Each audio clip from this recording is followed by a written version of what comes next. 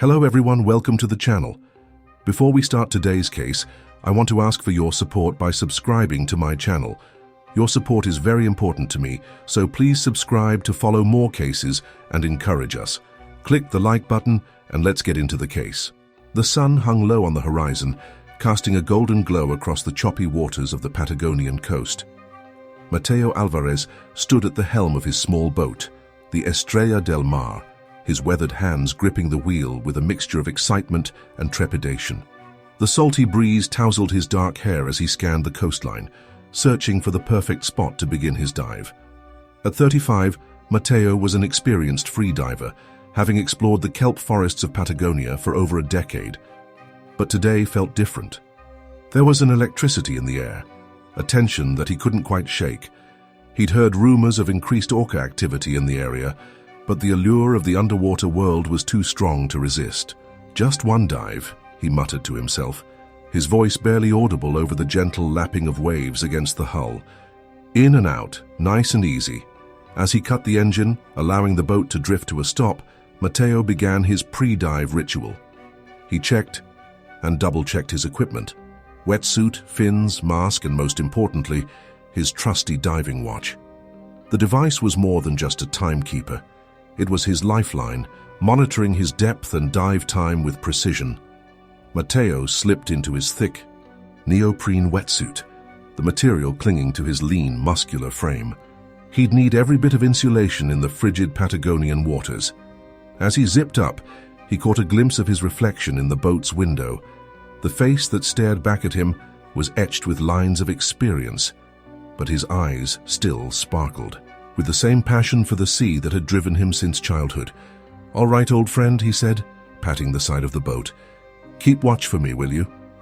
With practiced ease, Mateo attached his depth gauge and slipped on his fins. He paused for a moment, closing his eyes and taking several deep, calming breaths. It was a technique he'd perfected over the years, preparing his body and mind for the challenges that lay beneath the surface. As he opened his eyes, something caught his attention. A faint, unfamiliar vibration seemed to emanate from his diving watch. Frowning, Mateo tapped the device, but the subtle tremor persisted. "Must be imagining things," he chuckled nervously, shaking his head. But the uneasy feeling in the pit of his stomach refused to dissipate. Pushing his concerns aside, Mateo moved to the edge of the boat. He took one last look at the rugged coastline, drinking in the wild beauty of Patagonia. The kelp forests below were calling to him, their mysterious depths promising new wonders and hidden treasures. With a deep breath, Mateo plunged into the icy waters. The shock of cold hit him like a physical blow, driving the air from his lungs despite years of experience. For a moment, panic threatened to overwhelm him, but Mateo forced himself to relax, allowing his body to adjust to the sudden temperature change. As he descended, the familiar world of sunlight and air gave way to an alien landscape of swaying kelp and shifting shadows. Shafts of sunlight penetrated the water, creating a dreamlike quality that never failed to captivate Mateo. Schools of fish darted between the kelp fronds, their scales glinting like living jewels. Mateo kicked deeper, his powerful legs propelling him through the water with practiced efficiency. The kelp forest thickened around him, creating a maze of green and gold.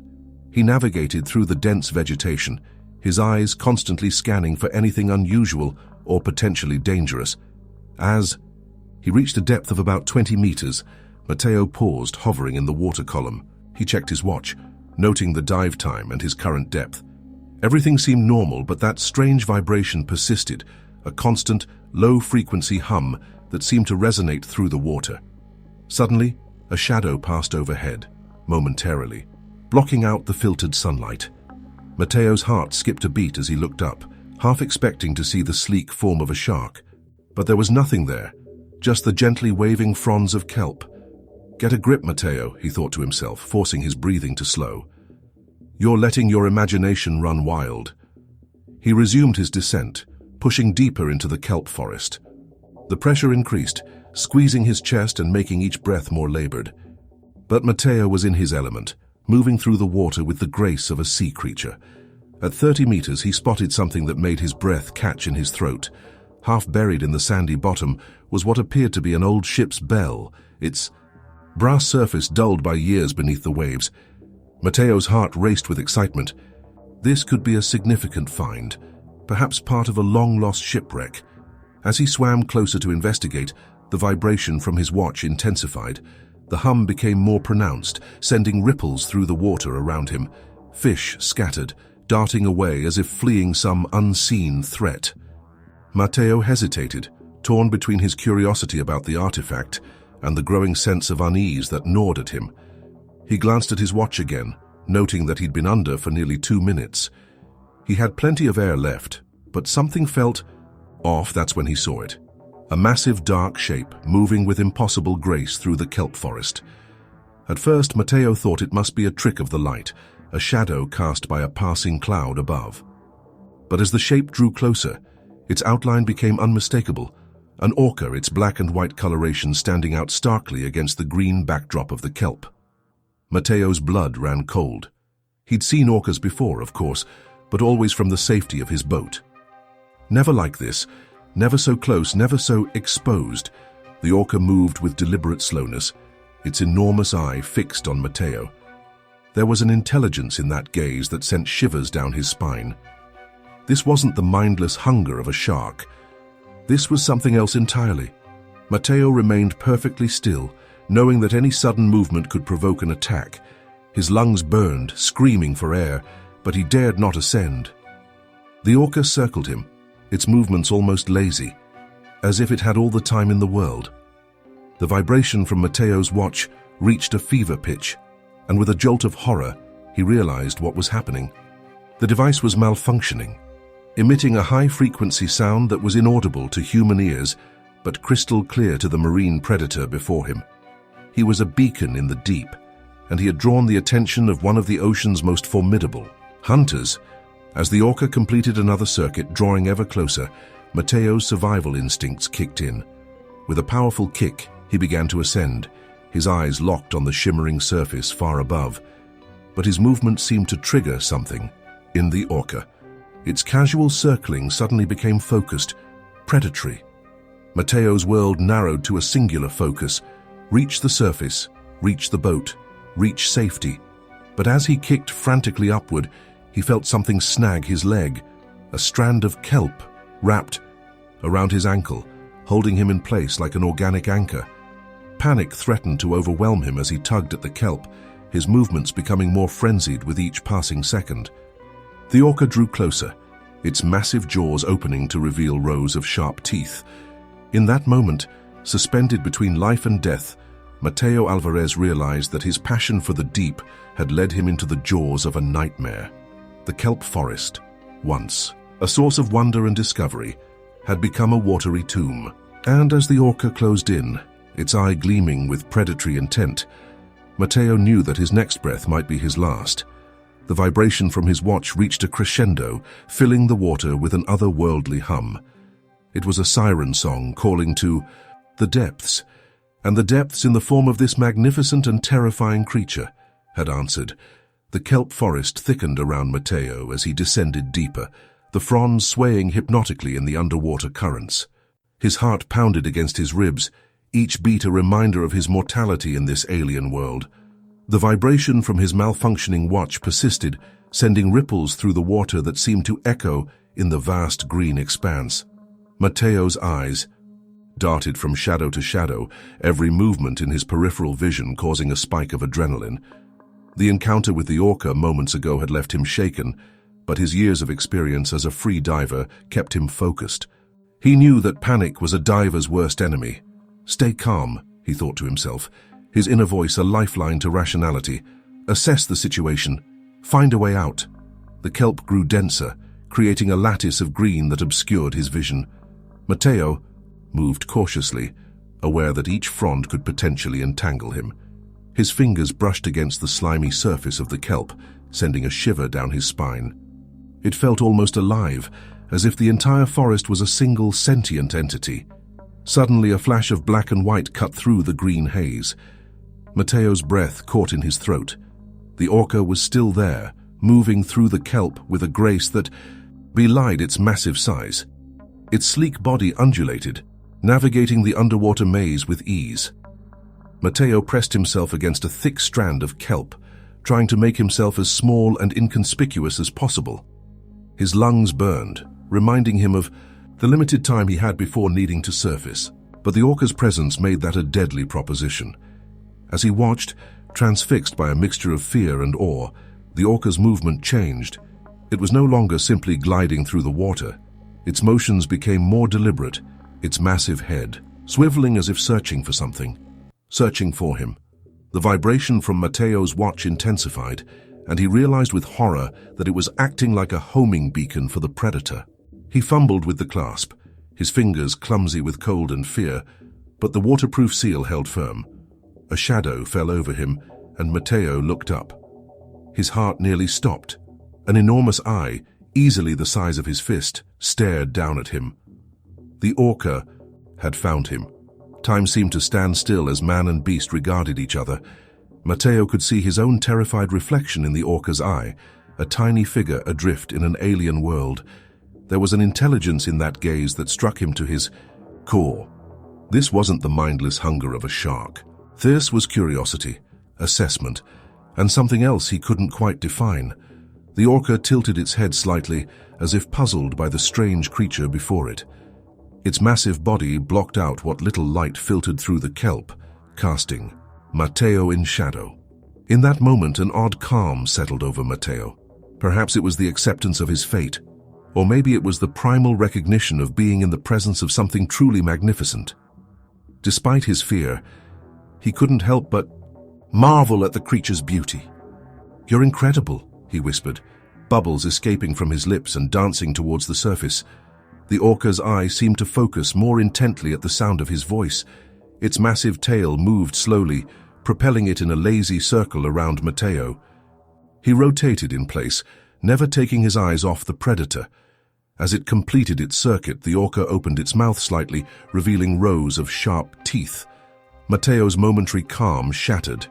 Those teeth, designed for ripping and tearing, were a stark reminder of the danger he was in. The vibration from his watch reached a fever pitch, and the orca's circling tightened. Matteo knew he had to act. With a powerful kick, he propelled himself upward, aiming for a gap in the kelp canopy. But the orca was faster. With a flick of its tail, it cut off Matteo's escape route. He changed direction, darting between two thick strands of kelp, his heart racing. The chase had begun. Matteo's world narrowed to a series of split-second decisions. Each turn, each burst of speed was a gamble. The kelp forest, once a source of wonder, had become a deadly maze. He could hear the rush of water behind him as the orca pursued, its massive body somehow maneuvering through the tight spaces with incredible agility. His lungs screamed for air, but Matteo knew that heading for the surface now would be suicide. The orca was between him and freedom, an apex predator in its natural hunting ground. As he rounded a particularly dense cluster of kelp, Matteo's foot caught on a strand. He tumbled, disoriented, his sense of up and down momentarily lost in the green haze. Panic clawed at the edges of his mind as he fought to right himself. That's when he felt it, a gentle nudge against his back, so soft it was almost imperceptible. But Matteo knew instantly what it was. The orca had caught up to him. He turned slowly, expecting to see jaws wide open, ready to clamp down on him. Instead, he found himself face to face with the orca once more. Its eye regarded him with what Matteo could only describe as curiosity. The orca nudged him again, more insistently this time. But it wasn't an attack. It was almost playful? Matteo's scientific mind kicked in, momentarily overriding his fear. Orcas were known for their intelligence and complex social behaviors. Was it possible that this one was more interested in investigating him than eating him? The moment was shattered as the orca suddenly darted away, disappearing into the kelp forest. Matteo blinked, confused by the abrupt departure. Then he heard it, a low melodic sound that seemed to vibrate through the water. The orca was vocalizing. Matteo's blood ran cold as he realized what was happening. The orca was calling its pod. He knew he had to move, to find a way out before more orcas arrived, but as he turned to swim, he found his path blocked. The orca had returned, this time with a companion. Two sets of intelligent eyes regarded him, and Matteo felt a fresh wave of terror wash over him. The newcomer was slightly smaller, perhaps a younger member of the pod. It circled Matteo curiously, mimicking the behavior of the larger Orca. The vibration from Matteo's watch seemed to excite them, their movements becoming more animated. Matteo's mind raced, searching for a way out of this nightmare. He knew that orcas were capable of coordinated hunting strategies. If they decided he was prey, he stood no chance. Just then, a beam of sunlight broke through the kelp canopy, illuminating a path upward. Matteo knew it might be his only chance.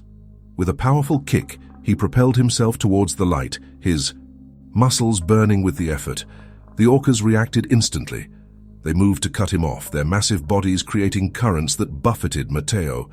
He twisted and turned, using the kelp as cover, trying to break their line of sight. As he neared, the surface hope surged through him. He could see the shimmer of air and freedom just meters away. But his lungs were on fire, his vision starting to darken at the edges. He had pushed himself to the absolute limit. With one final desperate burst of energy, Matteo kicked towards the surface. The orcas closed in, their sleek bodies cutting through the water with terrifying speed. Just as Matteo thought he would black out, his head broke the surface. He gasped, drawing in great lungfuls of air. The sun, low on the horizon, nearly blinded him after the green twilight of the kelp forest, but he wasn't safe yet. He could see dark shapes moving beneath the surface, circling. The orcas were still there, waiting. Matteo's small boat bobbed on the waves about 50 meters away. It might as well have been miles. He knew that swimming on the surface would make him incredibly vulnerable. As if reading his thoughts, a massive dorsal fin cut through the water nearby. The orca surfaced, its blowhole expelling a plume of mist. It regarded Matteo with that same intense gaze. In that moment, suspended between the world of air and the world below, Matteo Alvarez realized that his fate rested entirely in the whims of these incredible creatures. He had entered their domain and now he was at their mercy. The orca submerged again and Matteo held his breath, waiting for the attack that seemed inevitable. But it didn't come. Instead, he felt a gentle push from below, nudging him towards his boat.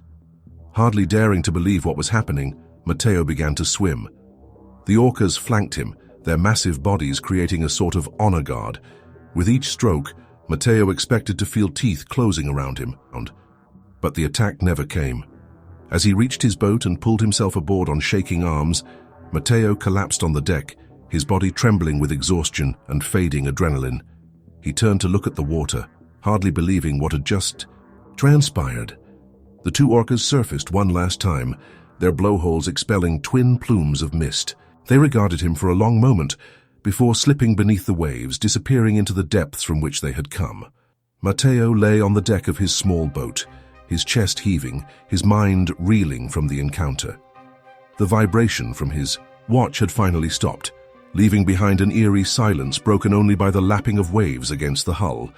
As the sun dipped below the horizon, painting the sky in brilliant shades of orange and pink, Matteo Alvarez knew that he had experienced something few humans ever would. He had entered the domain of one of the ocean's most formidable predators and lived to tell the tale. But as he started the boat's engine, his hands still shaking, Matteo couldn't shake the feeling that this was only the beginning. The orcas had let him go this time. But would they be so merciful if he dared to enter their world again?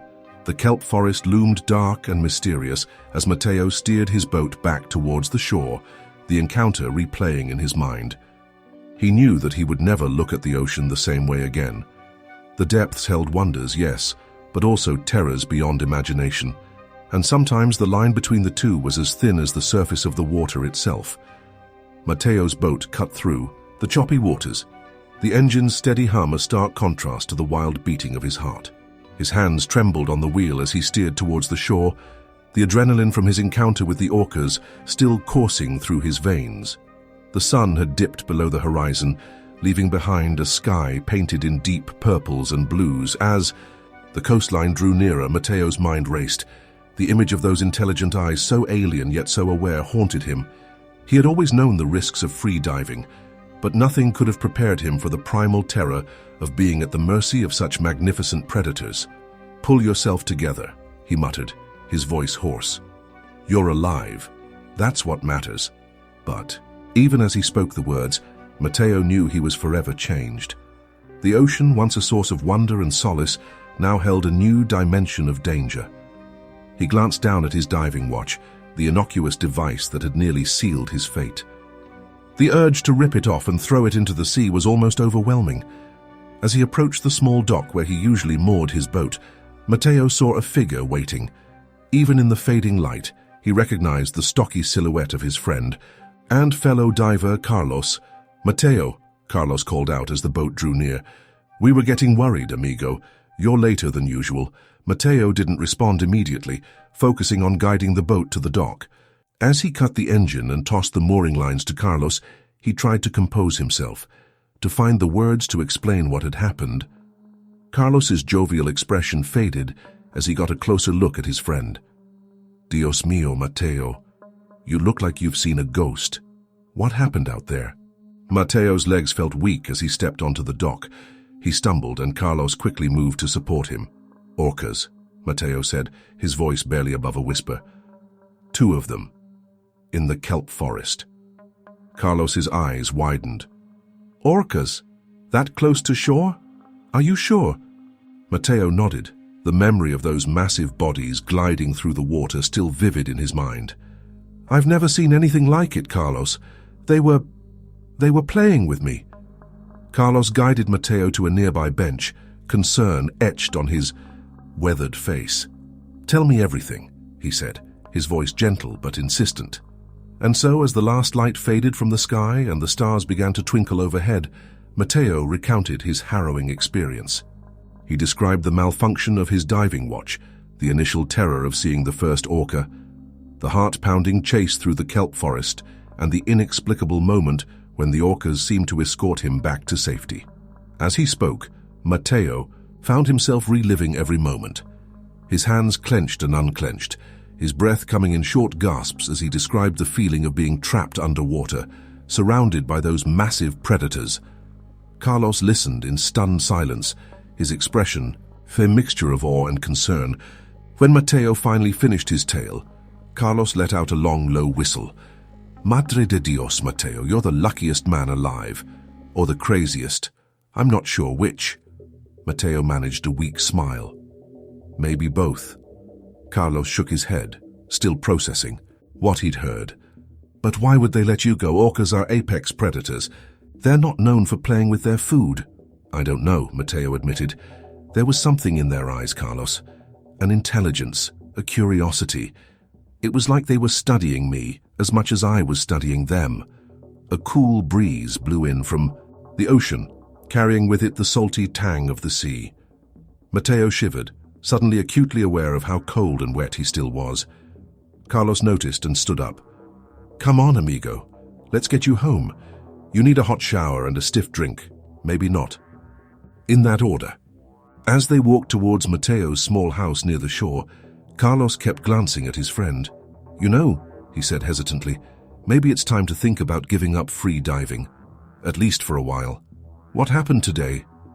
"It's a sign, Matteo. The sea is trying to tell you something." Matteo stopped in his tracks, a surge of emotion welling up inside him. "Give it up. Carlos, the sea is my life. It's all I have." "It nearly took your life today," Carlos countered, his voice gentle but firm. "There are other ways to study the ocean, safer ways. You could work on a research vessel or—" "No," Matteo cut him off, his voice sharp. "You don't understand. What I experienced today, it was terrifying, yes, but it was also incredible. Those orcas, they're not just mindless killers. There's so much we don't know about them, about how they think, how they communicate." Carlos sighed, recognizing the familiar glint of obsession in his friend's eyes. "Matteo, please, just promise me you'll take some time to think about it. Don't rush back into the water, not until you've had a chance to process what happened." Matteo nodded, more to appease his friend than out of any real intention to stay on land. Already his mind was racing with questions, theories about orca behavior, and the possibilities for further study. As they reached Matteo's house, A small, weathered structure with a clear view of the ocean, Carlos gave his friend a concerned look. "Will you be okay alone tonight? I can stay if you want company." Mateo managed a smile. "I'll be fine, Carlos, thank you. I just need some rest." Carlos didn't look convinced, but he nodded. "All right. But I'm checking on you first thing in the morning. And Mateo, no diving, promise me." "I promise," Mateo said, the lie tasting bitter on his tongue. "Good night, Carlos." As his friend's footsteps faded into the night, Mateo entered his house. The familiar surroundings, filled with mementos from his dives and scientific equipment, did little to calm his racing thoughts. He moved to the window, staring out at the dark expanse of the ocean. Somewhere out there, those orcas were swimming, perhaps hunting, perhaps playing. The mystery of their behavior gnawed at him. Almost without conscious thought, Mateo found himself reaching for his diving logbook. He began to write, detailing every aspect of his encounter, the way the orcas moved, the sounds they made, the look in their eyes. As he wrote, a plan began to form in his mind. He would go back. He had to. But this time, he would be prepared. He would modify his equipment to eliminate any artificial sounds that might attract the orcas. He would bring an underwater camera to document the encounter, and most importantly, he would unlock the secrets of these magnificent creatures. As the night wore on, Mateo's excitement grew. The fear and trauma of the day's events began to fade, replaced by a burning curiosity. He knew the risks, knew that what he was planning was dangerous, perhaps even foolhardy. But the pull of the unknown was too strong to resist. In the early hours of the morning, as the first light of dawn began to paint the sky, Mateo finally fell into an exhausted sleep. But even in his dreams, he was back in the water, surrounded by sleek black and white forms, their intelligent eyes watching him, challenging him to unravel their mysteries. And deep in the waters off the Patagonian coast, a pod of orcas swam, their powerful bodies cutting through the dark waters with effortless grace. Among them were two who had encountered something unusual that day, a human who had entered their world and lived to tell the tale. As they communicated with their complex vocalizations, perhaps they too were puzzling over the strange creature. They had met, wondering if they would see him again. The stage was set for a dance between man and beast, a dangerous game of cat and mouse in the vast, unforgiving arena of the open ocean. And Mateo Alvarez, despite the lingering fear and the warnings of his friend, was ready to play. The pre-dawn light cast a ghostly pallor over the Patagonian coastline as Mateo Alvarez slipped out of his house, diving gear in tow. He moved with quiet determination, his steps muffled by the sand beneath his feet. The promise he'd made to Carlos weighed heavily on his conscience, but the pull of the ocean and the mystery of the orcas was too strong to resist. As he approached, his boat, the Estrella del Mar, Mateo paused, scanning the horizon. The sea was calm, deceptively peaceful. He knew better than anyone the dangers that lurked beneath those placid waters. "Just one more dive," he whispered to himself, the words both a justification and a prayer. Mateo stowed his gear and started the engine, the low rumble shattering the morning stillness. As he steered away from the shore, a flicker of movement caught his eye. On the beach, a figure was running towards the dock, waving frantically. Carlos' guilt gnawed at Mateo's insides, but he pressed on, increasing the boat's speed. He couldn't face his friend now, couldn't bear to see the disappointment and fear in Carlos's eyes. The distance between the boat and the shore grew, Carlos's shouts fading into the sound of the waves and the engine's hum. Once he was far enough out, Mateo cut the engine, allowing the boat to drift. He began his preparations methodically, checking and double-checking his equipment. This time he had come prepared. His diving watch had been modified, the problematic vibration eliminated. An underwater camera was securely fastened to his wrist, ready to capture any encounters. As Mateo donned his wetsuit, his mind raced with possibilities. What if the orcas recognized him? What if they were merely toying with him yesterday, and today decided to finish what they'd started? The fear was there, a cold knot in the pit of his stomach, but it was overshadowed by an almost feverish excitement. Just as he was about to slip into the water, a crackle of static broke the silence. The boat's radio came to life, Carlos's voice, filling the air. Mateo, can you hear me? Por favor, respond." Mateo hesitated, his hand hovering over the radio. After a moment's deliberation, he picked up the receiver. "I'm here, Carlos. Gracias a Dios." Carlos's relief was palpable even through the static. "Mateo, what are you thinking? You promised—" "I know what I promised," Mateo cut him off, his voice tight. "But I have to do this, Carlos. You don't understand." "I understand that you're putting your life at risk." Carlos's voice rose, fear and anger mixing in his words. "Those orcas, they're not pets, Mateo. They're wild animals, apex predators. You can't predict what they'll do." Mateo took a deep breath, trying to calm the tremor in his voice. "I know the risks, my friend, but think of what we could learn. If I can document their behavior up close, it could revolutionize our understanding of orca intelligence and social structures. And if they kill you, what then?" The question hung in the air, heavy with implication. Mateo closed his eyes, seeing again the massive jaws, the intelligent eyes that had regarded him with such curiosity. "If that happens," he said softly, "then at least I'll die doing what I love. Exploring, discovering, pushing the boundaries of what we know." Carlos's sigh crackled through the radio. "There's no talking you out of this, is there?" "No, old friend." "There isn't."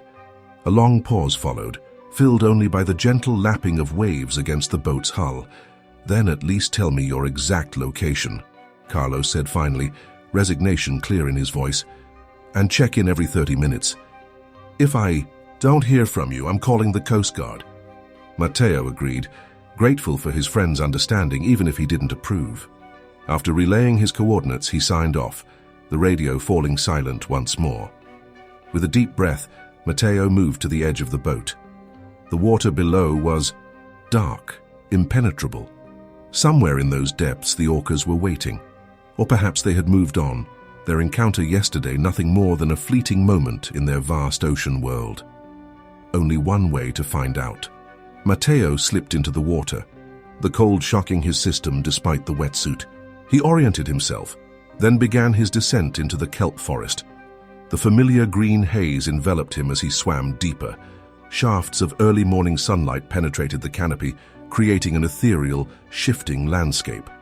Mateo moved cautiously, his eyes constantly scanning for any sign of movement. Minutes passed, feeling like hours. The only sounds were the rush of water past his ears and his own measured breathing. No sign of the orcas. Disappointment began to creep in. Had he imagined yesterday's encounter? Had the fear and adrenaline warped his perception of events? Then he saw it. A flash of black and white in the distance, there and gone so quickly he might have missed it if he'd blinked. Mateo's heart rate spiked, a mixture of excitement and terror flooding his system. He remained still, barely daring to breathe, his eyes straining to catch another glimpse. There it was again. Closer this time, the sleek form of an orca gliding through the kelp with impossible grace, and behind it, another. The same pair from yesterday? Mateo raised his wrist, activating the camera. His scientific mind took over, cataloging details even as his primal brain screamed at him to flee. The orcas approached slowly, almost cautiously. Their behavior was nothing like the aggressive hunters Mateo had expected. Instead, they moved, with what he could only describe as curiosity. The larger of the two, likely a female, came to a stop just meters away from Mateo. Its eye, that same intelligent alien eye that had haunted his dreams, fixed upon him. There was recognition there. Mateo was sure of it. Slowly, careful not to make any sudden movements, Mateo extended his hand. The orca watched, then, to his amazement, moved closer. Its skin was smooth and cool as it brushed against Mateo's palm. The moment was magical, transcendent. All fear vanished, replaced by a sense of wonder so profound it brought tears to Mateo's eyes, invisible in the surrounding water. Then, without warning, the orca darted away. For a heart-stopping moment, Mateo thought it was fleeing, that the encounter was over. But instead it began to move in a wide circle around him, its companion joining in the strange dance. As Mateo watched, mesmerized, the orca's movements became more complex. They twisted and turned, their bodies forming intricate patterns in the water. It was almost like a performance. Mateo's scientific mind raced. Was this a form of communication, a display of some sort? He'd never heard of orcas behaving this way with humans. So focused was he on the two orcas that he almost missed the movement in his peripheral vision. Turning, Mateo's breath caught in his throat. More orcas were arriving. 3, 5, then a dozen or more. They emerged from the kelp forest like ghosts, their black and white bodies standing out starkly against the green backdrop. Panic fluttered in Mateo's chest. He was surrounded, outnumbered. If the pod decided to attack, he stood. No chance, but attack never came. Instead, the newcomers joined the dance, their movements synchronizing with the original pair. It was a ballet of giants, a symphony of motion that defied everything Mateo thought he knew about orca behavior. Time seemed to stand still as Mateo hovered there, surrounded by these magnificent creatures. His camera whirred, capturing every moment. But Mateo knew that no recording could ever do justice to the reality of this experience. A sharp pain in his chest reminded Mateo of the limitations of his human body. He'd been under for too long, pushing the limits of his lung capacity. Reluctantly, he began to ascend, his eyes never leaving the spectacular scene below. As he neared the surface, Mateo felt a gentle push from behind. The female orca, the one he touched, was escorting him up. The rest of the pod followed at a distance, their dance never ceasing. Mateo broke the surface with a gasp, drawing in great lungfuls of air. The orcas surfaced around him, their blows sending plumes of mist into the air. For a moment, Mateo floated there, surrounded by dorsal fins and curious eyes. Then, as if responding to some unheard signal, the pod began to move away. They slipped, beneath the waves one by one, until only the female remained. She regarded Mateo one last time, her eyes seeming to hold a depth of intelligence that both thrilled and terrified him. Then she too was gone, leaving Mateo alone in the vast expanse of the ocean. As he swam back to his boat on shaking limbs, Mateo's mind whirled with the implications of what he'd just witnessed. This wasn't just a random encounter. It was communication, interaction on a level he'd never dreamed possible. Hauling himself onto the deck, Mateo reached for the radio with trembling hands. "Carlos," he said, his voice hoarse with emotion. "Carlos, you're not going to believe what just happened." As Mateo recounted his experience, his words tumbling out in an excited rush, he knew that his life had changed, irrevocably.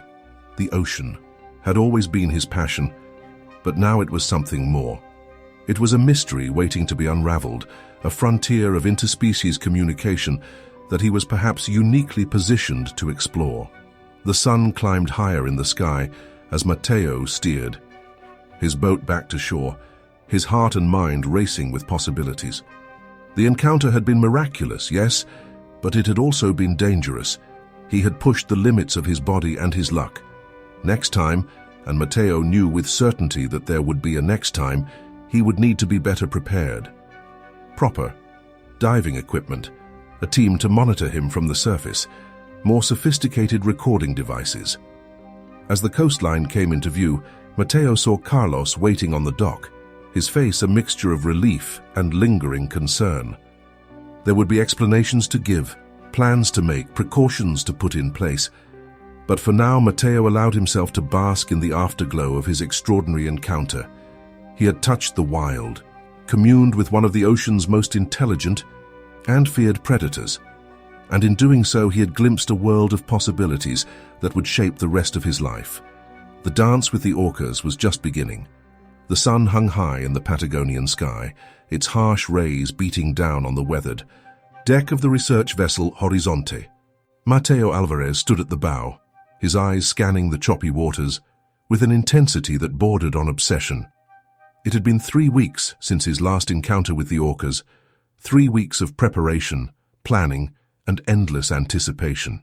Behind him, the deck bustled with activity. A team of marine biologists and research assistants moved about, checking equipment and conferring in hushed tones. This expedition was unlike any they had undertaken before, and the air thrummed with a mixture of excitement and apprehension. Carlos approached, laying a hand on Mateo's shoulder. "Any sign of them, amigo?" Mateo shook his head, his jaw clenched tight. "Nothing yet, but they're out there, Carlos. I can feel it." Carlos sighed, worry etched in the lines of his face. "Mateo, we've been out here for days." Maybe it's time to consider— No! Matteo cut him off, his voice sharp. We're not giving up, they'll come. As if on cue, a shout rang out from the stern. Dorsal fin! Port side, about 500 meters.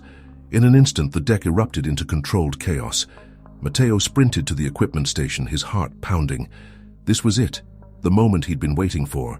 Dr. Elena Rodriguez, the lead marine biologist, was already there, her hands flying over the controls of the hydrophone array. We're picking up vocalizations, she reported, her voice taut with excitement. Multiple individuals, it's a pod. Matteo nodded, adrenaline surging through his veins. He began to don his specialized diving suit, designed to withstand the frigid Patagonian waters for extended periods. As he worked, he ran through the plan in his mind one last time. Remember, Dr. Rodriguez cautioned, helping him secure the equipment, we're here to observe and document. No unnecessary risks. At the first sign of aggressive behavior, you abort the dive. Understood? Understood, Matteo agreed, though they both knew his definition of unnecessary risk might differ from hers. As the final preparations were made, Carlos approached once more. The concern in his eyes was palpable. Matteo, por favor, be careful. Down there, these aren't the playful creatures from your last encounter.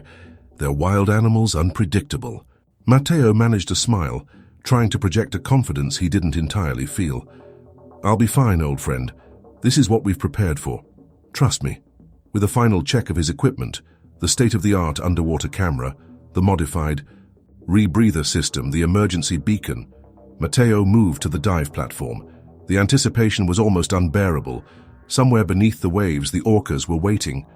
Would they remember him? Would they welcome his presence? Or see him as an intruder in their domain? Orca pod holding steady at 400 meters, bearing 270, came the call from the observation deck. Multiple individuals confirmed, at least 6, possibly more. Matteo took a deep breath, centering himself. This was it. The moment of truth. Commencing dive, he announced into his comm unit. Then, with a final glance at Carlos and Dr. Rodriguez, he slipped into the water. The cold hit him like a physical blow, despite the insulation of his suit. Matteo oriented himself, then began his descent. The familiar green haze of the kelp forest enveloped him, shafts of sunlight penetrating the canopy to create an otherworldly atmosphere. Depth 20 meters, Matteo reported, his voice sounding strange and distant in his ears. No visual contact yet. He continued to descend, every sense on high alert. The kelp swayed gently in the currents, creating shifting patterns of light and shadow. Any one of those shadows could conceal a massive predator. At 40 meters, Matteo paused. The water here was colder, darker. He switched on his light, the beam cutting through the murk. That's when he heard it. A series of clicks and whistles, so clear and close it was as if they were inside his head. The orcas were near. I'm picking up vocalizations, Matteo reported, his heart racing. Strong and clear, they're close, Dr. Rodriguez's voice crackled in his ear. We're recording everything, Matteo. Remember, no sudden movements, let them approach you. Easier said than done, Matteo thought. Every instinct screamed at him to search for the source of the sounds, to seek out the massive predators he knew were lurking just out of sight. A flash of movement caught his eye. Matteo turned slowly, careful not to make any sudden gestures. There, emerging from the kelp like a ghost, was an orca. Its black and white coloration stood out starkly against the green backdrop. Matteo's breath caught in his throat. It was her. The female from his previous encounters, he was sure of it. Visual contact established, he whispered, though he knew the team above could hear him clearly. Single individual, adult female. I think it's the same one from before. The orca approached slowly, its movements graceful despite its enormous size. Matteo remained still, his camera whirring as it captured every moment. Then, to his amazement, the orca began to circle him. Slowly at first, then with increasing speed. It was the same behavior he had witnessed before, the start of their mysterious underwater dance. It's happening again, Matteo reported, awe evident in his voice. She's circling me just like last time. I think she recognizes me. As if in response to his words, more orcas began to appear.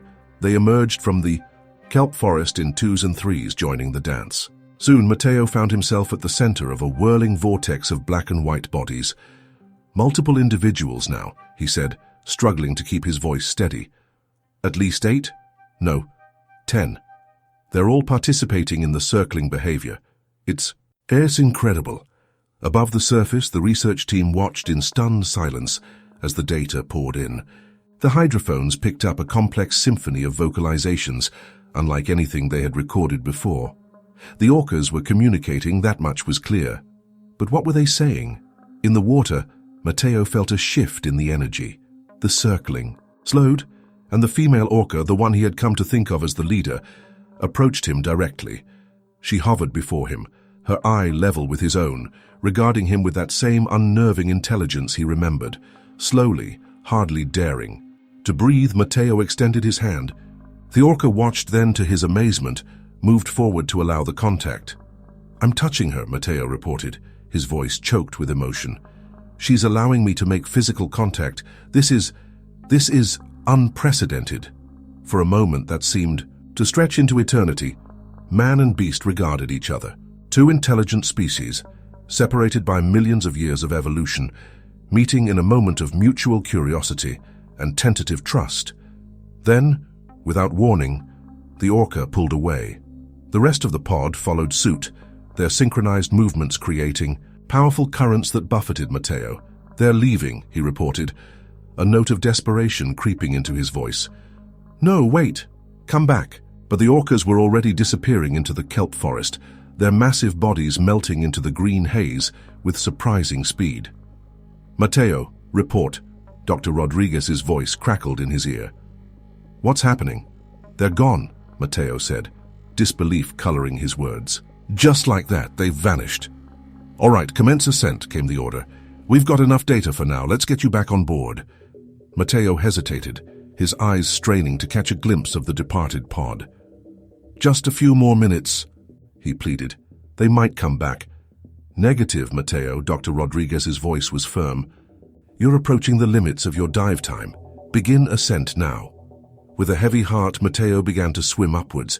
His mind raced with questions. Why had the orcas left so suddenly? What had prompted their elaborate display? And most importantly, when would he see them again? As he neared the surface, a movement below caught his attention. Matteo looked down, his heart leaping. The female orca had returned. She hovered at the edge of visibility, watching his ascent. In that moment, Matteo made a decision. A reckless, potentially deadly decision. "I'm going back down," he announced, already adjusting his buoyancy. The response was immediate and vehement. "Absolutely not." Dr. Rodriguez's voice was sharp with alarm. "Matteo, you're out of time. Return to the surface immediately." But Matteo wasn't listening. He was already descending, his eyes fixed on the orca below. She seemed to be waiting for him, her massive body motionless in the water. As he drew closer, Matteo became aware of a low, pulsing sound. It wasn't coming through his comm unit. It was in the water around him, growing louder with each meter he descended. The orca began to move, swimming away slowly. It was clear she wanted him to follow. I think she's trying to show me something," Matteo reported, knowing his words would be met with protests from above. Sure enough, Carlos's voice came through, fraught with worry. "Matteo, please, you're pushing too far. Come back up. Whatever it is, it can wait for another dive." But Matteo was beyond caution now. The mystery before him was too compelling, the potential discovery too significant. He followed the orca deeper, the pulsing sound growing stronger. They passed through a dense patch of kelp, and suddenly, Matteo found himself in a large, open area. What he saw there made him gasp, bubbles escaping from his regulator. Dozens of orcas hovered in the water, arranged in a rough circle. In the center of the circle was something. An object, clearly not natural, its surface covered in strange, bioluminescent markings. "Are you seeing this?" Matteo breathed, his camera working overtime to capture the incredible scene, but there was no response. His comm unit had gone silent. As Matteo watched, transfixed, the orcas began to vocalize. The sound was unlike anything he had ever heard, a complex, multi-layered symphony that seemed to resonate through his very bones. The object in the center began to pulse in rhythm with the sounds, its glow intensifying. Matteo's scientific mind struggled to make sense of what he was seeing. Was this some kind of ritual, a form of communication, or something even more profound? He was so engrossed in the spectacle before him that he failed to notice his oxygen levels dropping to critical levels. By the time the warning chime in his suit activated, it was almost too late. Panic set in as Matteo realized his predicament. He was too deep, too far from the surface.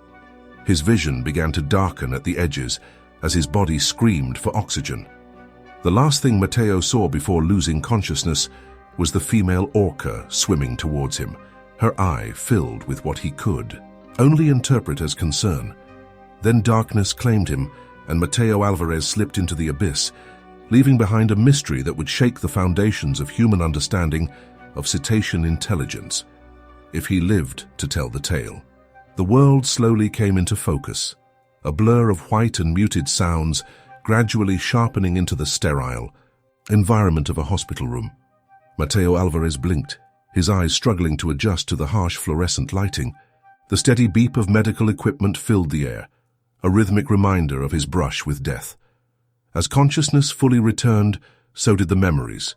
The orcas, the mysterious object, the haunting vocalizations. Matteo's heart rate spiked, causing the monitors to chirp in alarm.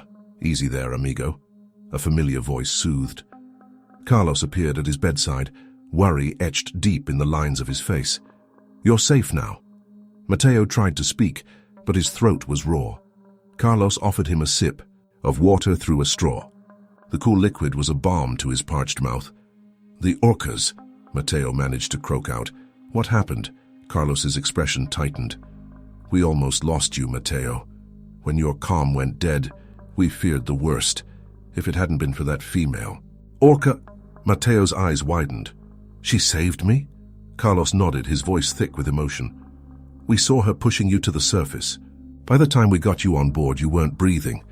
The doctors, and they said it was a miracle you survived." The door opened, and Dr. Elena Rodriguez entered, her face a mixture of relief and barely contained frustration. "Welcome back to the land of the living, Mr. Alvarez," she said, her tone clipped. "How are you feeling?" "Like I've been hit by a truck," Matteo admitted. Then, unable to contain himself, he asked, "The footage, did we get any of it?" Dr. Rodriguez's expression darkened.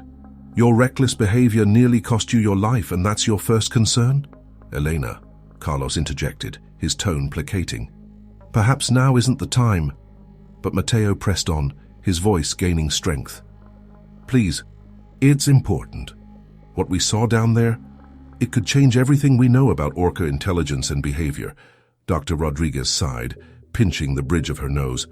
"We retrieved your camera, yes, but Matteo, most of the footage is unusable. It's all blurred. Images and strange light patterns. Whatever you think you saw—" "I know what I saw," Matteo insisted, struggling to sit up. Pain lanced through his chest, a reminder of the trauma his body had endured. "There was an object, some kind of artifact. The orcas were communicating with it, or through it. We have to go back." "Absolutely not," Dr. Rodriguez said firmly. "The university has suspended all field research pending a full investigation into the incident. You're lucky not to be facing criminal charges for endangering the entire team." Matteo felt as if he'd been plunged back into the icy Patagonian waters. "Suspended? But you don't understand. What's down there could be the greatest discovery in the history of marine biology. What's down there nearly killed you," Carlos said, gently. "Matteo, please, you need to rest, to recover. Whatever you saw, maybe it wasn't real. The lack of oxygen, the stress of the situation." "You think I hallucinated it?" Matteo asked, incredulity and hurt warring in his voice. Before Carlos could respond, a knock at the door interrupted them. A police officer entered, his expression grave. "Mr. Alvarez," he said, "I'm Officer Mendoza. I need to ask you a few questions about the incident." Matteo's head spun. This couldn't be happening. How could they not see the importance of what he'd discovered? As Officer Mendoza began his questioning, Mateo's responses were mechanical, his mind elsewhere. He kept seeing the circle of Orcas, the pulsing object at the center. It had been real, he was sure of it. The interview seemed to last for hours. By the time Officer Mendoza left, promising to be in touch, Mateo was exhausted. But sleep eluded him. Every time he closed his eyes, he was back in the water, surrounded by those intelligent alien presences. Days passed in a blur of medical tests, police interviews, and visits from concerned colleagues. Through it all, Mateo's determination only grew. He had to find a way back to that underwater clearing. He had to prove what he'd seen was real. One evening, as twilight painted the sky outside his hospital room window, Mateo received an unexpected visitor. Dr. Gabriela Suarez, a renowned expert in cetacean communication, slipped into the room, glancing furtively over her shoulder. "Mr. Alvarez," she said in a low voice, "I've reviewed what little footage was salvageable from your camera. Those vocalizations, they're unlike anything I've ever encountered." Hope surged in Mateo's chest. "You believe me?" Dr. Suarez hesitated. "I believe something extraordinary happened down there. Whether it's what you think you saw, I can't say, but it warrants further investigation. The university has suspended all research," Mateo said bitterly. A small smile played at the corners of Dr. Suarez's mouth. "The university, yes, but there are other interested parties, ones with the resources to continue this work unofficially." Mateo's pulse quickened. "Who?" "I can't say more here," Dr. Suarez replied, glancing towards the door. "But if you're interested, meet me at the old lighthouse on the point. Tomorrow night, midnight." With that, she was gone, leaving Mateo's head spinning with possibilities. The next day crawled by with agonizing slowness. Mateo submitted to his physical therapy sessions with uncharacteristic docility, his mind focused on the meeting to come. As night fell, he feigned sleep, waiting for the nurse to finish her final rounds. Once the corridor outside fell silent, Mateo eased himself out of bed. His body protested, muscles stiff from days of inactivity, but determination drove him forward. He dressed quickly in clothes Carlos had brought him, wincing as he pulled on his shoes. The hospital corridors were eerily quiet as Mateo made his way to the exit, every shadow seeming to conceal a nurse or security guard ready to stop him. But luck was on his side. He slipped out into the cool night air undetected. The lighthouse stood like a sentinel on the rocky point, its beams sweeping across the dark waters of the Patagonian coast. Mateo approached cautiously, his eyes straining. In the darkness, "Dr. Suarez," he called softly. A figure emerged from the shadows at the base of the lighthouse, but it wasn't Dr. Suarez. "Hello, Mateo," Carlos said, his voice heavy with disappointment. "I had hoped you wouldn't come." Mateo's heart sank. "Carlos? What are you doing here? Where's Dr. Suarez?" "There is no Dr. Suarez," Carlos replied. "At least not here. It was a ruse, Mateo, to see if you'd try to pursue this madness." Anger flared in Mateo's chest. "Madness? Carlos, you've known me for years. You know I'm not crazy." "What I saw down there, what you think you saw," Carlos interjected. "Mateo, please, listen to yourself. Secret meetings, conspiracy theories. This isn't you." "You weren't there," Mateo insisted. "You didn't see what I saw." Carlos sighed, running a hand through his graying hair. "No, I didn't. But I saw what it did to you. The risks you took, the damage to your body. Mateo, you nearly died.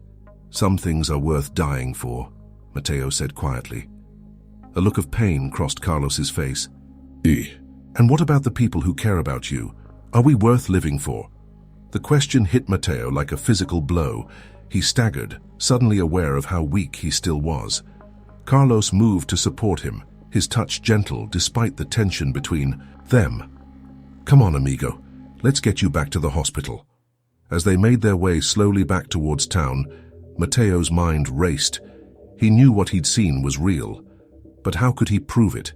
How could he convince others to believe him? The answer came to him in a flash of insight. He couldn't, not yet. What he needed was evidence. Irrefutable proof that would force the scientific community to take his claims seriously. In that moment, Mateo Alvarez made a decision. He would play along. He would recover, go through the motions of accepting the official explanation for what had happened.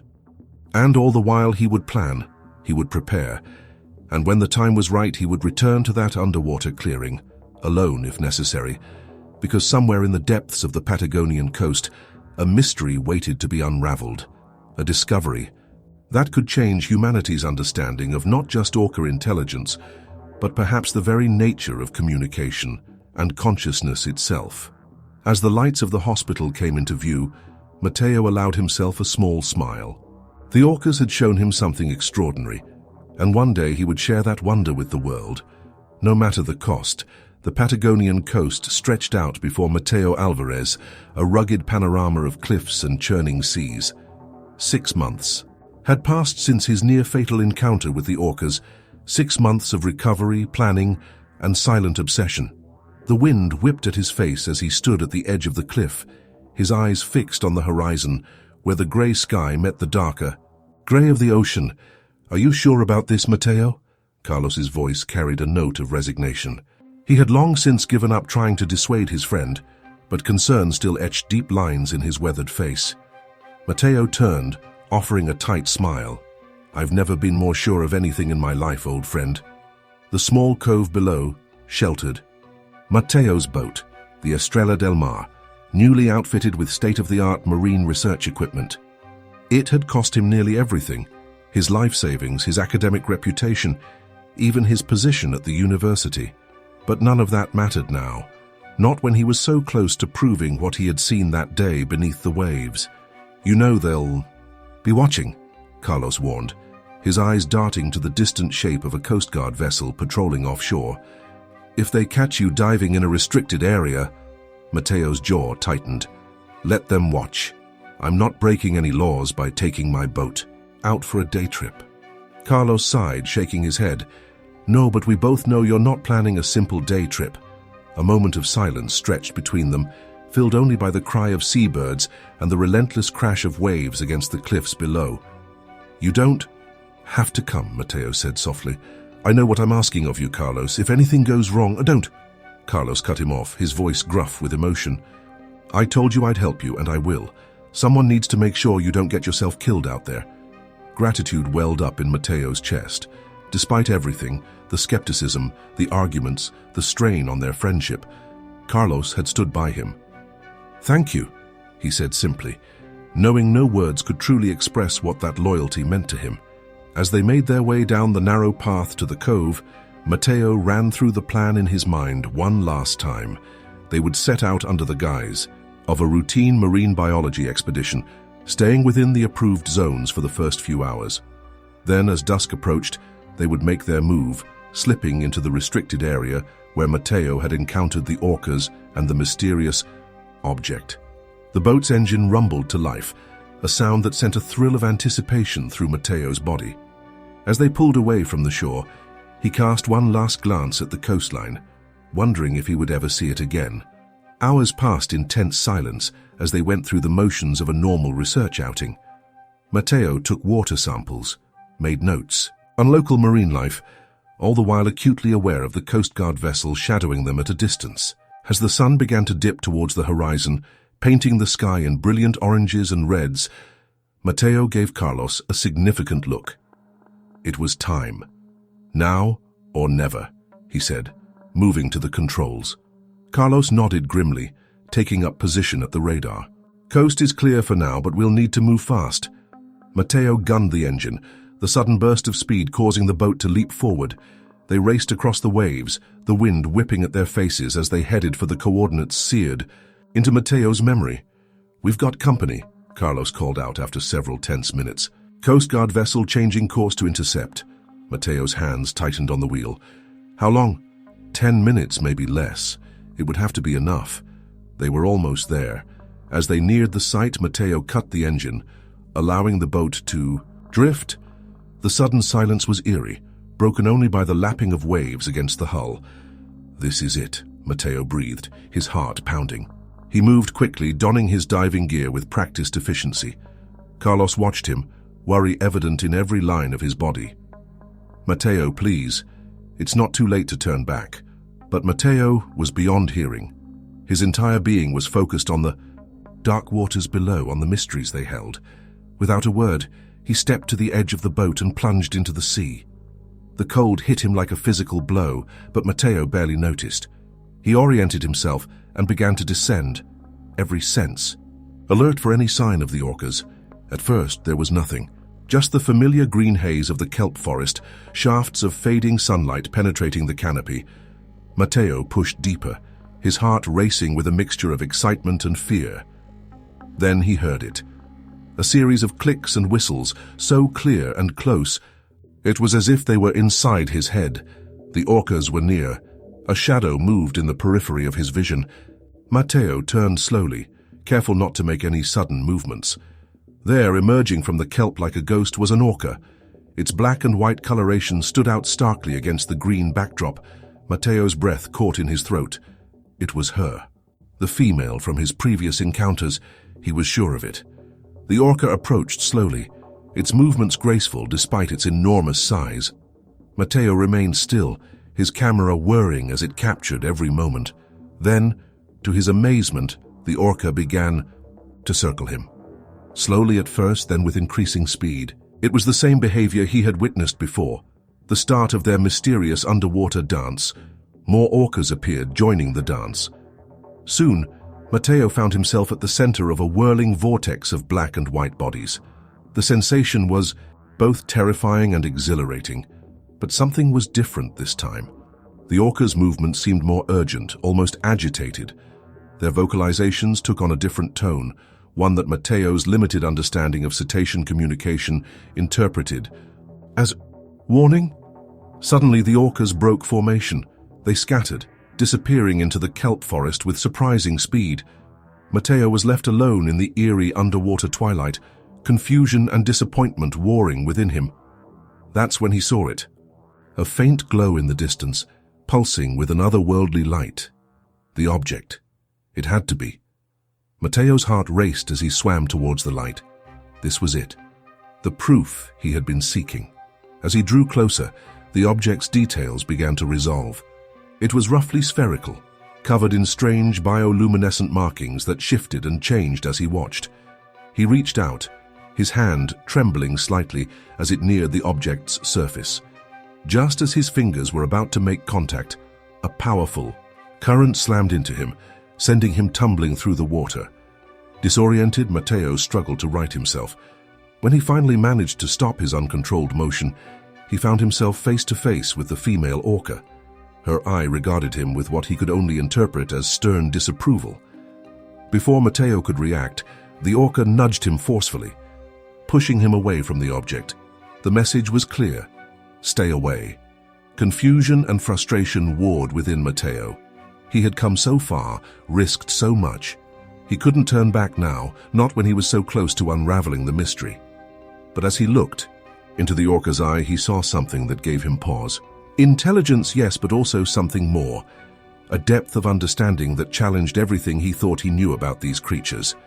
In that moment, Matteo Alvarez made a decision that would change the course of his life and potentially reshape humanity's understanding of cetacean intelligence. He nodded to the orca, a gesture of acceptance and respect. Then, fighting against every instinct that screamed at him to stay, to investigate further, he began to ascend. As he neared the surface, Matteo felt a gentle push from behind. The female orca was escorting him up, just as she had done months ago when she saved his life. Matteo broke the surface with a gasp, drawing in great lungfuls of air. The Estrella del Mar bobbed nearby, Carlos's worried face visible over the railing. "Matteo!" Carlos called out. "Thank God! The Coast Guard, they're almost here. We have to go now." As Matteo climbed aboard, his mind raced. He had not obtained the proof he sought, at least not in the way he had intended. But he had gained something perhaps even more valuable, a deeper understanding of the complexity and intelligence of these magnificent creatures. The engine roared to life, and they sped away just as the Coast Guard vessel appeared on the horizon. As they raced back towards the shore, Matteo's thoughts were a whirlwind of questions and half-formed theories. "Did you find it?" Carlos asked, having to shout over the engine and the wind. "The object?" Matteo nodded, then shook his head. "I saw it, but—" "Carlos, something happened down there, something I don't fully understand yet. As they neared the coast, the adrenaline of the encounter began to fade, replaced by a bone-deep weariness. Matteo knew that his quest for answers was far from over, but he also knew that his approach would need to change. The Orcas had shown him something extraordinary, but they had also set boundaries. If he was to unravel the mysteries of their intelligence and the strange object they seemed to be protecting, it would not be through force or stealth. It would require patience, respect, and a willingness to communicate on their terms. As the cliffs of the Patagonian coast loomed before them, Matteo Alvarez felt a shift within himself. He had set out to prove a discovery, to force the scientific community to acknowledge what he had seen, but now he realized the true discovery lay in learning to listen, to observe, and to respect the boundaries set by these incredible creatures. The quest for understanding had only just begun, and Matteo knew that it would likely consume the rest of his life. But as he watched the sun sink below the horizon, painting the sky in brilliant hues of orange and purple, he felt a sense of peace settle over him. Whatever mysteries lay beneath the waves, whatever secrets the Orcas held, Matteo would approach them not as a conqueror seeking to expose hidden truths, but as a humble student, ready to learn from the true masters of the ocean realm. The old lighthouse stood sentinel on the rocky promontory, its beams sweeping across the turbulent waters of the Patagonian coast. Inside, Matteo Alvarez hunched over a makeshift workstation, surrounded by a chaotic array of marine biology textbooks, computer equipment, and hastily scribbled notes. Dark circles rimmed his eyes, testament to countless sleepless nights spent poring over data and grainy underwater footage. A gentle knock at the door broke his concentration. "Matteo," Carlos's voice called out. "Are you still at it? It's past midnight." Matteo straightened, wincing as his back protested the sudden movement. "Come in, old friend. I think I've found something." Carlos entered, bearing a thermos of coffee and a look of concern. "You say that every night, amigo. When was the last time you slept? Or ate something that wasn't from a can?" Matteo waved away, his friend's concern, gesturing excitedly at the computer screen. "Look at this. I've been analyzing the vocalization patterns from our last encounter with the Orcas. There's a structure here, Carlos, a complexity that goes beyond anything we've documented before." Carlos peered at the screen, his brow furrowed. To him, it was just a jumble of waveforms and spectrograms, but he knew better than to dismiss Matteo's insights. "What does it mean?" Matteo ran a hand through his disheveled hair, his eyes bright with excitement despite his exhaustion. "I'm not entirely sure yet, but I think they're not just communicating, they're composing, creating something akin to music, but with layers of meaning we can't even begin to comprehend." He played a segment of the recording, a haunting series of clicks, whistles, and low rumbles that seemed to resonate in the very air around them. Carlos felt a shiver run down his spine. There was something in those sounds, something that spoke to a part of him he couldn't quite name. "It's beautiful," he admitted. "But Matteo, how can you be sure it's not just, well, whale song? We've known for years that cetaceans have complex vocalizations." Matteo shook his head vehemently. "This is different. Look here." He pointed to a particular section of the spectrogram. "See these patterns? They repeat, but with subtle variations each time. It's almost like a fugue in classical music. Say a theme that's introduced, then repeated and transformed." He turned to face Carlos, his eyes alight with the fervor that had driven him for months. "This isn't just communication, Carlos. It's art, culture. And if I'm right, it's evidence of a level of cetacean intelligence far beyond what we've ever imagined." Carlos sighed, setting down the thermos and pulling up a chair. "Okay, let's say you're right. What's the next step?" "The university's made. It's clear they want nothing to do with your research. And after that stunt we pulled with the Coast Guard, we're lucky not to be in jail." Matteo's excitement dimmed slightly, the weight of reality settling back onto his shoulders. "I know, but I can't give up, Carlos. Not when we're so close to something revolutionary." He gestured at the cluttered room around them. "This isn't just about proving I'm right anymore. It's about understanding. These creatures, they're not just animals, they're people.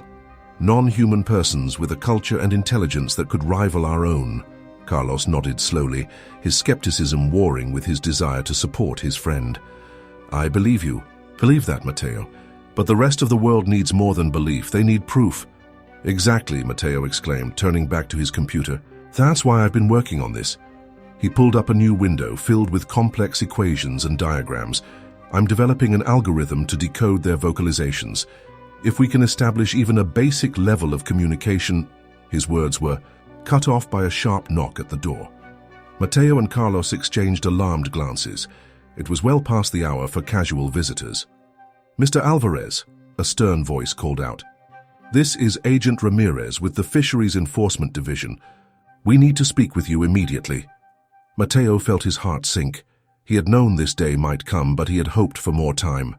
Just a moment, he called out, his mind racing.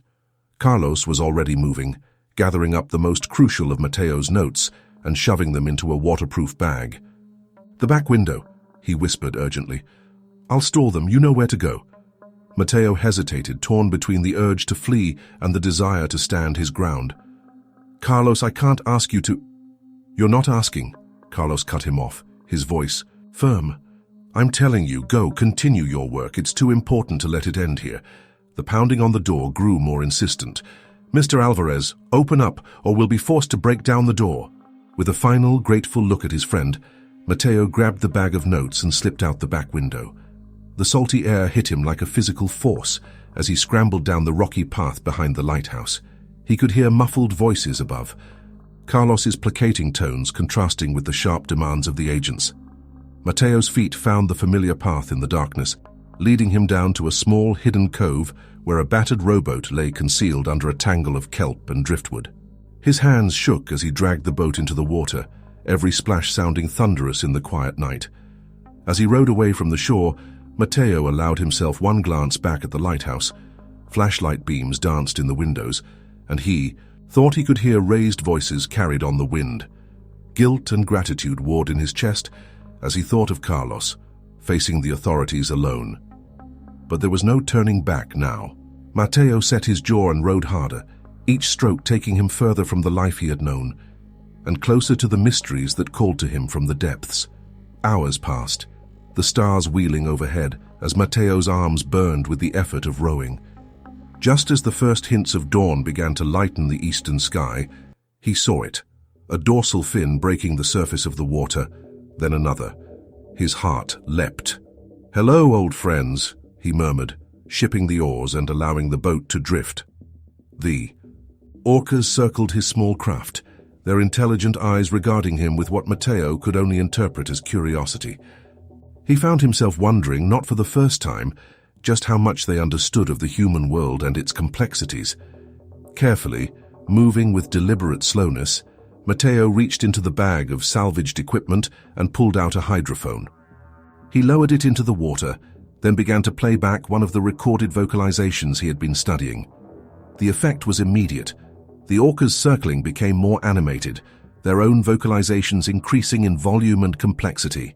Mateo watched in awe as they seemed to converse, their bodies moving in intricate patterns that he was only beginning to understand as a form of communication in itself.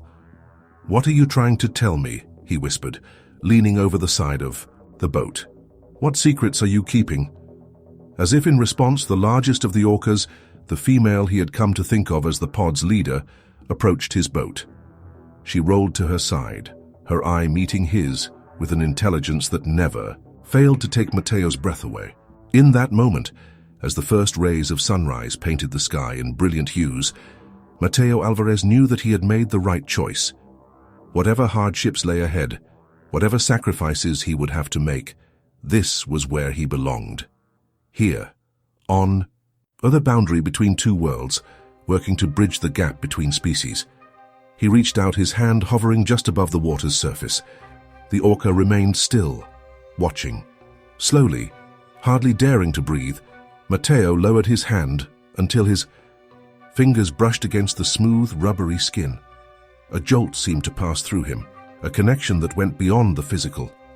Images flashed through his mind, vast underwater canyons, complex social interactions, the haunting beauty of cetacean song echoing through the depths. For a fleeting moment, Matteo felt he understood, truly understood, what it meant to be an orca. Then the moment passed and the orca slipped away, rejoining her pod. But something had changed. Matteo could feel it in the air, in the water, in the very core of his being. As the orcas swam off into the brightening day, Matteo knew that his journey was far from over. There would be challenges ahead, legal battles, skepticism from the scientific community, the ever-present danger of the sea itself. But he was no longer alone in his quest. He had found his teachers, his collaborators in the greatest scientific endeavor of his life. And somewhere out there, in the vast, mysterious realm of the ocean, the answers he sought were waiting to be discovered. Matteo Alvarez took a deep breath of the salty air, feeling more alive than he had in months. With renewed purpose, he took up the oars once more, ready to row towards whatever future awaited him. A future where the boundaries between species might finally begin to blur and the true intelligence of the ocean's greatest minds could be revealed to the world. The Fai, small fishing village of Puerto Esperanza, buzzed with unusual activity. Locals gathered in hushed groups, casting furtive glances towards the weathered dock, where a sleek research vessel had moored overnight. Rumors flew about its purpose and the identity of its enigmatic crew. Matteo Alvarez stood at the bow, his weathered face turned towards the open sea.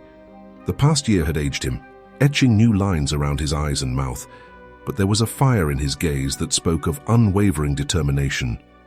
"Dr. Alvarez," a young voice called from behind him, "the team is ready for the briefing." Matteo turned to face his research assistant, a bright-eyed graduate student named Lucia. "Gracias, Lucia. I'll be right there." As he made his way to the ship's conference room, Matteo's mind raced with the implications of what they were about to attempt.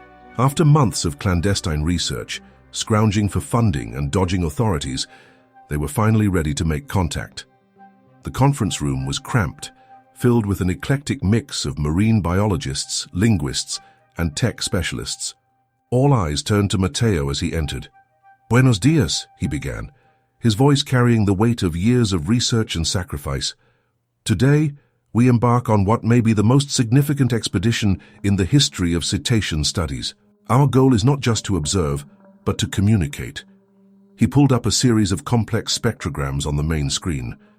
"For the past year, we've been analyzing orca vocalizations at a level of detail never before attempted. Thanks to Dr. Chen's breakthrough in quantum computing, we've identified patterns that go far beyond anything previously documented." Dr. Chen, a brilliant physicist who had risked her career to join Matteo's team, stepped forward. "The algorithm we've developed doesn't just analyze the audible components of their communication," she explained. "It also accounts for subharmonics, body language, and even electromagnetic fields generated by their bodies. In essence, we're not just listening to their words, but reading their entire language." A murmur of excitement ran through the room. Matteo allowed himself a small smile before continuing. "Our first goal is to establish a basic form of two-way communication. We'll start with simple concepts: greetings, identifications, emotional states. From there, we hope to build towards more complex interactions." "And what about the object?" This came from Dr. Reyes, a marine archaeologist who had joined the team after hearing rumors of Matteo's earlier encounters. "Do you still believe it's of non-terrestrial origin?" The room fell silent. It was the question that had haunted Matteo. For years, the one that had cost him his academic reputation and nearly his freedom. "I believe," Matteo said carefully, "that there is something in these waters that defies our current understanding of cetacean intelligence, and possibly of Earth's history itself. Whether it's extraterrestrial, a remnant of some lost Earth civilization, or something else entirely. That's what we're here to find out."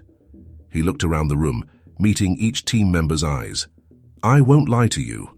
What we're attempting is dangerous, both physically and professionally. If anyone wants to back out, now's the time. No judgment, no consequences." No one moved. The sense of shared purpose of being on the cusp of something monumental was palpable. Matteo nodded, a lump forming in his throat. "Very well. Prepare your stations. We launch in 1 hour." As the team dispersed, Lucia approached. Mateo, her expression a mix of excitement and apprehension. "Dr. Alvarez, do you really think we can do it? Communicate with them." Mateo placed a reassuring hand on her shoulder. "Lucia, in all my years of studying these creatures, one thing has become clear. They've been trying to communicate with us all along. We just haven't been listening in the right way. Today we start listening." An hour later, the research vessel glided out of the harbor, leaving behind a wake of speculation and wonder. As they approached the coordinates where Mateo had his previous encounters, the atmosphere on board grew tense with anticipation. Mateo stood at the stern, a specially designed hydrophone array in his hands. The device was the culmination of years of research and innovation, capable of not just receiving, but also transmitting a wide range of underwater frequencies. "Contact, Doctor." Chen's voice crackled over the intercom. Multiple signatures approaching from the southeast. Mateo's heart raced as he scanned the waves. Then he saw it, a dorsal fin breaking the surface, followed by another and another. The orcas had come. "Initiating first contact protocol," Mateo announced, his voice steady despite the adrenaline coursing through his veins. He lowered the hydrophone array into the water and activated the transmission. A series of clicks, whistles, and low-frequency rumbles emanated from the device, a greeting, an invitation for communication that they had painstakingly crafted based on months of analyzing Orca vocalizations. For a moment, there was only silence. Then a response came, a complex series of sounds that made the hydrophone speakers vibrate with intensity. Inside the ship, Dr. Chen's quantum computer worked furiously to decode the message. It's working," she breathed, her eyes wide as she stared at the incoming data. "They're responding." Mateo felt a surge of emotion so powerful it nearly brought him to his knees. After years of struggle, of being dismissed and discredited, here was the proof. The orcas weren't just reacting to stimuli, they were engaging in deliberate, complex communication. Over the next several hours, a careful dance of exchange took place. The research team transmitted simple concepts, greetings, identifications, basic emotions, and the orcas responded, each interaction adding to their understanding. As the sun began to set, casting a golden glow across the waves, Mateo felt a shift in the energy of the encounter. The orcas' vocalizations took on a different tone, more urgent, more directed. "Dr. Alvarez," Lucia called out, her voice tense with excitement. I think they want us to follow them." Mateo's pulse quickened. This was it, the moment he had been waiting for since that first fateful encounter years ago. "Helm, prepare to follow their lead. All hands on deck. This is not a drill." As the research vessel began to move, following the pod of orcas, Mateo felt a sense of destiny settling over him. Whatever lay ahead, whether it was the mysterious object he had glimpsed years ago or something even more extraordinary, he knew that the world would never be the same after tonight. The orcas led them to an area of unusually calm water, about 10 miles offshore. As the vessel came to a stop, an eerie silence fell over the scene. "Dr. Alvarez," Dr. Reyes called out, his voice hushed with awe. "Look at the water." Mateo peered over the railing, his breath catching in his throat. The water around the ship was beginning to glow with a soft, pulsating light. It seemed to be coming from deep below the surface, growing stronger by the second. "All sensors to maximum," Mateo ordered, his voice hoarse with emotion. "Whatever's down there, we need to document every second of this." The glow intensified, and with it came a low, thrumming vibration that they could feel through the hull of the ship. The orcas began to vocalize again, their calls taking on a haunting, almost melodic quality that sent shivers down Mateo's spine. Suddenly, the surface of the water began to churn. Something was rising from the depths. "Mother of God," Dr. Reyes whispered as the object broke the surface. It was massive, easily the size of their research vessel, and unlike anything Mateo had ever seen. Its surface shimmered with an otherworldly iridescence, covered in intricate patterns that seemed to shift and change as they watched. It was the same object Mateo had glimpsed years ago, but seeing it fully revealed was beyond anything he had imagined. As the team watched in stunned silence, The orcas began to swim in complex patterns around the object. The vibrations intensified, and the patterns on the object's surface began to pulse in rhythm with the orca's movements. It's like they're interfacing with it somehow, Dr. Chen said, her voice filled with wonder as she stared at the incoming data. The electromagnetic readings are off the charts. This isn't just communication, it's a form of technology we've never even conceived of. Matteo stood transfixed, tears streaming down his face. In that moment, he understood that they stood at a turning point in human history. The mysteries of the ocean, the true nature of cetacean intelligence, and possibly the very origins of life on Earth were unfolding before them.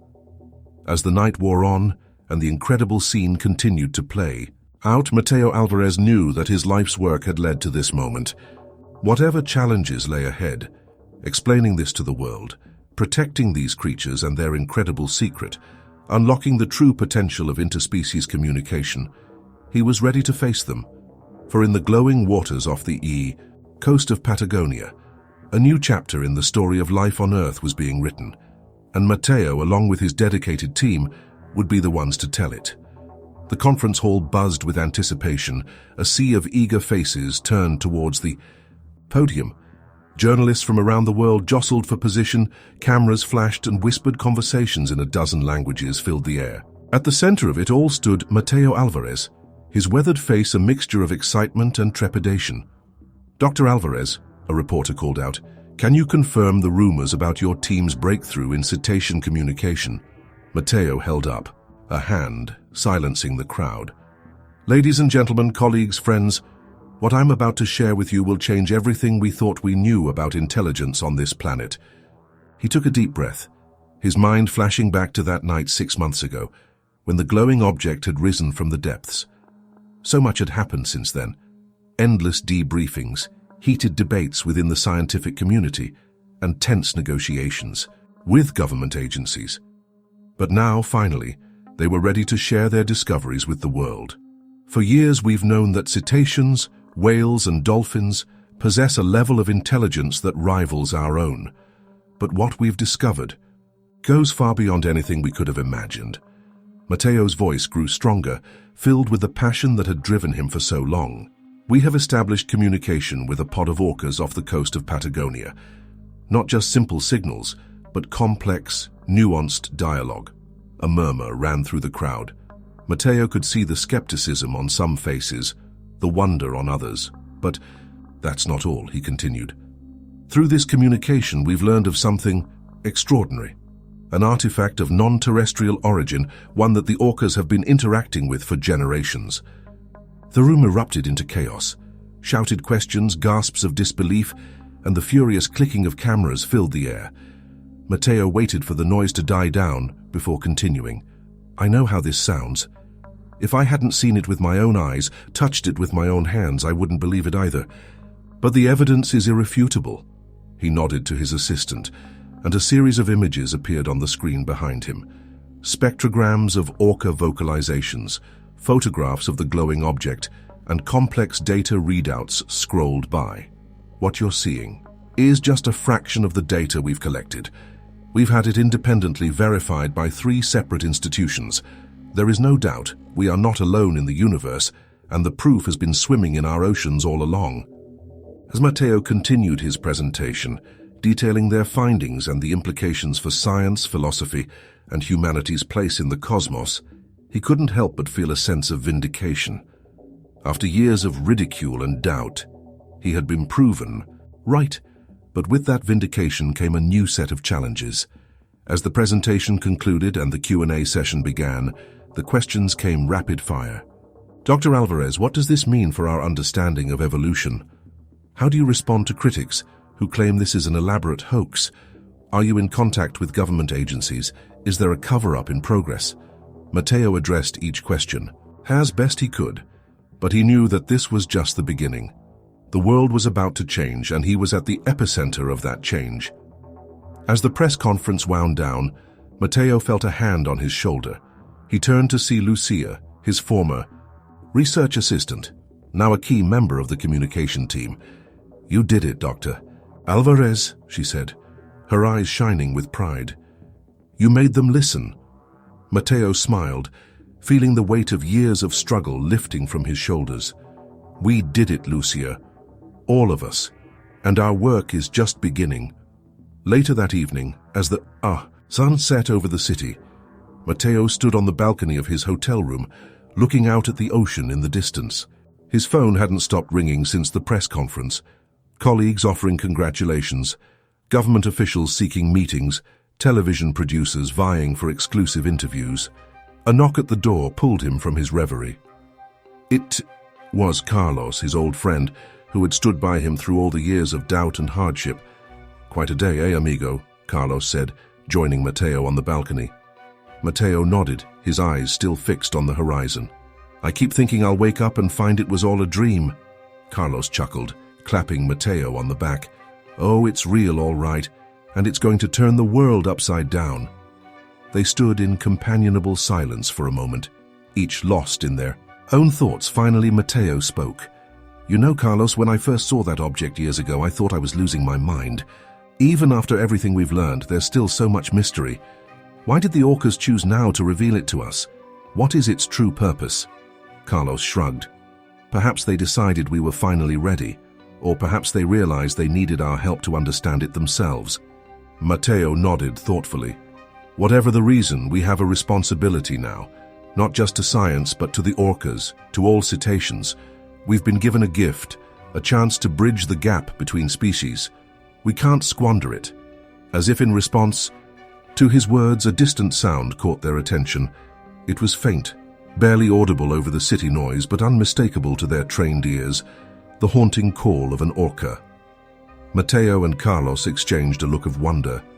Even here, hundreds of miles from where their journey began, the connection remained. It was a reminder of the vast, mysterious world that existed just beyond human perception, waiting to be explored. The next few weeks passed in a whirlwind of activity.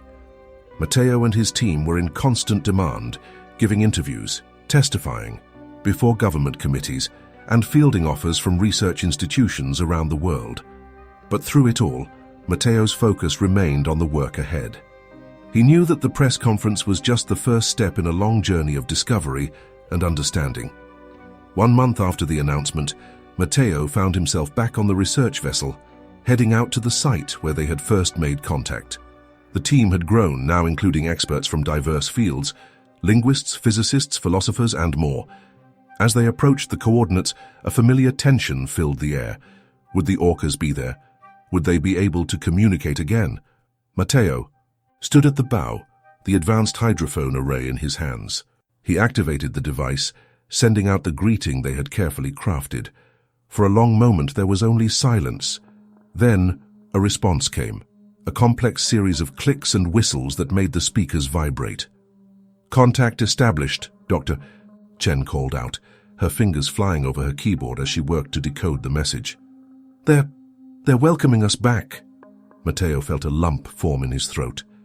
Despite all the scientific validation, all the worldwide attention, this moment, the simple act of saying hello to another species, still filled him with awe. As the communication progressed, Matteo found himself reflecting on the journey that had brought him here. The years of struggle, the moments of doubt, the sacrifices made along the way.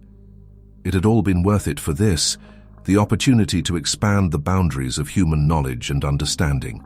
The Orcas led them once again to the site where the artifact rested. As it rose from the depths, glowing with that otherworldly light, Matteo realized that they stood at the threshold of a new era in human history.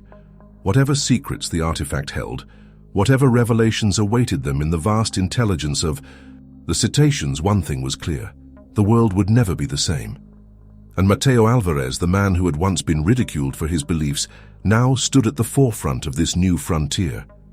As the sun set on another day of discovery, Matteo looked out at the pod of orcas, swimming gracefully around the ship.